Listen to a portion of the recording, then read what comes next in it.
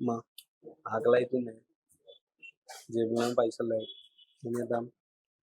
పక్కకు వంశీ ఉన్నాడుగా, ఏదో సెట్ చేసి బయటకు వెళ్ళి ఫ్రైడ్ రైస్ అన్నీ ఏమన్నా తెప్పించుకుందాం. వంశీ బ్రో, చెప్పు బ్రో. ఆకలి అవుతుంది, ఆకలి అవుతుంది. నా అకౌంట్లో డబ్బులు లేవు, కొంచెం బయట ఏమన్నా వినిపిస్తావా? బయట తిందామా? ఏం కావాలి? నాకు ఫాస్ట్ ఫుడ్ తిందామన్నా. Fast food. Okay, good. ఏం కావాలి fast food? Noodles, chicken noodles. Chicken noodles minimum ఉంటుంది. 2 ఎగ్గులు వేపియాలా? Double egg with chicken. నీలాడ ఉండటం వల్లే ఇలా తయారవుతుంది. ఏమైందన్నా? ఎంతమంది తింటారు? నేను రోజు రోజు తింటానా? అలాంటి వాళ్ళు తింటున్నారు కాబట్టే ఇలాంటివి వస్తున్నాయి అమ్మా. ఏమైంది? చూపిస్తుంది, ఇప్పుడే వచ్చింది మీటింగ్ న్యూస్. నూడిల్స్ లో బొద్దింక కంగు తిన్న కస్టమర్ ఎక్కడో కాదు, అడుగుతుంది తెలుసు నాకు, నేను చెప్తున్నా ఎక్కడో కాదు, మొన్న హైదరాబాద్ లో నీలోఫర్ హాస్పిటల్ పక్కన ఉన్న దాంట్లో జరిగింది. అవునా? అంటే ఏం జరిగిందన్నా?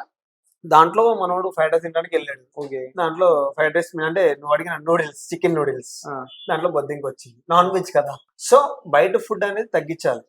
మన అలాంటి వాళ్ళు ఉండటం వల్లే బయట ఫుడ్ ఎలా ఉన్నా కూడా తింటున్నారు. దీని మీద ఫుడ్ సెక్యూరిటీ వాళ్ళు కానీ సో అండ్ సో ఎవ్వరు దీని మీద కేర్ తీసుకోవట్లేదు. ఇది ఫస్ట్ టైం అనే కాదు, చాలా టైమ్స్ జరుగుతుంది, మన దగ్గర కాదు, చాలా బయట జరుగుతుంది. కానీ ఖచ్చితంగా వీళ్ళు జిహెచ్ఎంసీ కానీ ఫుడ్ సెక్యూరిటీ కానీ ఖచ్చితంగా దీని మీద చర్య తీసుకోవాలని మనం ఈ వీడియో చేస్తాం.